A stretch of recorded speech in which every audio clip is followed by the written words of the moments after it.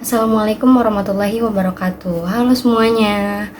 Perkenalkan, nama saya Alifa Naila Alfarafisyah dengan NIM 2313403131. Baik, pada kesempatan kali ini saya akan menjelaskan mengenai kelebihan dan kekurangan teori Aneroy dalam perkembangan karir. Aneroy merupakan seorang psikolog yang mengembangkan teori karir berdasarkan hubungan antara pengalaman masa kecil, pola asuh orang tua, dan pilihan karir seseorang. Nah, menurut Roy, lingkungan keluarga memiliki pengaruh besar terhadap perkembangan kebutuhan, minat, dan pilihan pekerjaan individu di masa depan. Baik, yang pertama kita akan masuk ke dalam kelebihan teori Aneroy. Nah, kelebihan yang pertama adalah menghubungkan pengalaman masa kecil dengan pilihan karir. Nah, teori Aneroy menjelaskan bahwa pola asuh orang tua adalah pengalaman yang diperoleh seseorang sejak kecil, dapat mempengaruhi pilihan karirnya ketika dewasa. Nah, hal ini menjadi kontribusi penting karena sebelumnya banyak teori karir yang lebih berfokus pada kemampuan dan minat individu saja. Nah, melalui teori ini kita dapat memahami bahwa keputusan karir tidak hanya dipengaruhi oleh faktor rasional, tetapi juga oleh faktor emosional dan psikologis yang terbentuk sejak dini.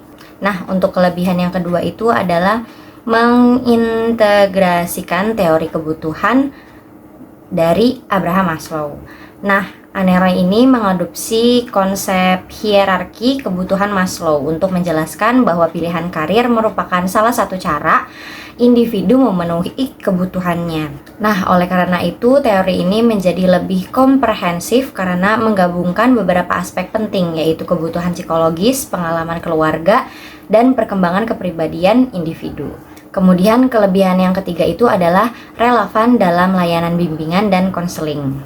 Nah, teori ini masih digunakan dalam layanan bimbingan dan konseling karena dapat membantu konselor memahami latar belakang siswa, terutama yang berkaitan dengan pengalaman keluarga dan perkembangan kepribadiannya. Selain itu, teori Aneroy juga dapat digunakan untuk mendukung perencanaan karir yang lebih sesuai dengan karakteristik individu.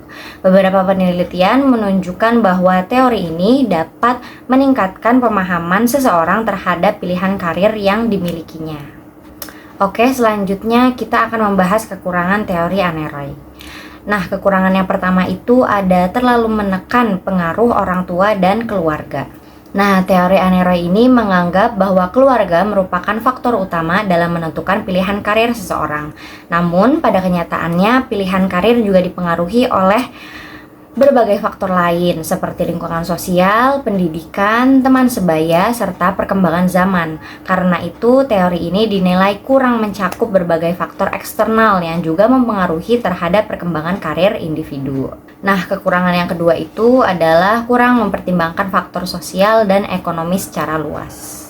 Nah, meskipun teori ini mengakui adanya pengaruh kondisi keluarga, Aneroy belum menjelaskan secara mendalam bagaimana faktor ekonomi dan sosial mempengaruhi pilihan karir. Padahal dalam kehidupan nyata, peluang kerja, kondisi pasar, tenaga kerja, dan perkembangan industri sangat mempengaruhi keputusan karir seseorang. Nah, oleh sebab itu, teori ini dianggap kurang mampu menjelaskan pengaruh kondisi sosial ekonomi serta secara menyeluruh.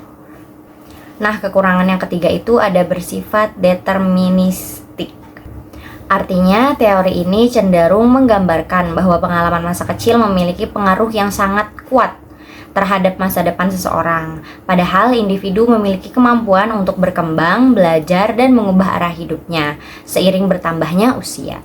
Nah, banyak penelitian modern juga menunjukkan bahwa pilihan karir dapat berubah sesuai pengalaman, pendidikan, maupun lingkungan yang ditemui seseorang selama hidupnya. Kemudian kekurangan yang keempat itu adalah kurang aplikatif jika digunakan secara tunggal dalam konseling. Nah, dalam praktik bimbingan dan konseling, teori Aneroy biasanya tidak digunakan sendirian, melainkan dikombinasikan dengan teori-teori karir lainnya.